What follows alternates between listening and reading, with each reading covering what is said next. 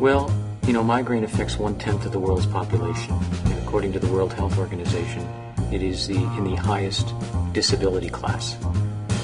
So it's class 7 in terms of the impact that it has on individuals. The suffering is unimaginable for those people with chronic migraine. They have symptoms pretty much every waking moment of every single day. And so if for those who have experienced a migraine attack, if they could imagine what it would be like to be in the throes of a migraine attack constantly, one can imagine not being able to function at all.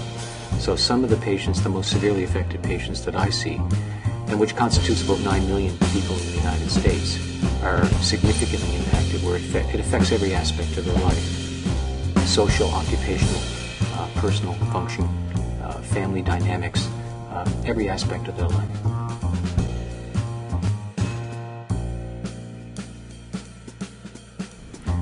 So understanding the genetic underpinnings of the disease is really key to developing new drug targets and new therapies. So right now we have at least four autosomal dominant genes that have been identified to account for at least some of the rarer subtypes of migraine. And some genome-wide association studies have identified at least a dozen variants that increase the susceptibility to the disease. All of those genetic mutations and all of these genetic variants, if you will, all seem to point to a singular problem in the brain, which is one of hyperexcitability. So certain networks within the brain become hyperexcitable, and that accounts for not only the pain, but other neurological and vegetative and systemic symptoms that come along with migraine.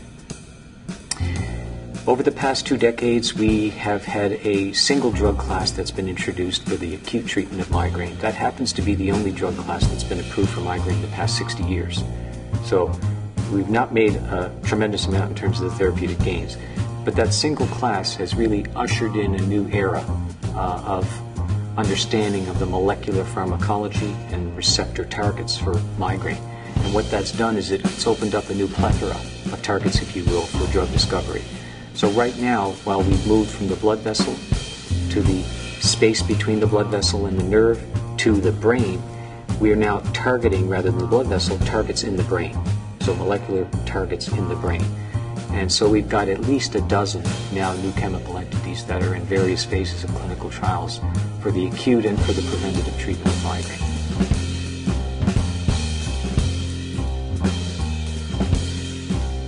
One, we've moved from a disorder of the blood vessel to a genetic disease of the brain. Two, in doing so, we've now shifted our focus away from targets on the blood vessel to targets in the brain. That's good because we don't like drugs that actually attach themselves to blood vessels, because we have blood vessels all over our body, and therefore it becomes tricky to use these drugs in patients with diseases of the blood vessel, like coronary artery disease and peripheral vascular disease and stroke and diabetes, etc. So it leaves open a whole host of patients who can't access these therapies. So this era of receptor pharmacology where we're targeting the brain is really exciting, it's promising, and ultimately it's going to require larger genome-wide association studies, hopefully which we'll launch here in the United States, because if we can capture every single patient with migraine and get a tissue sample, ultimately, in the span of a few years, we'll have hundreds of thousands of patients where we can actually do the proper genetic studies to really understand the genetic underpinnings, because that's really required to develop a cure for this disease.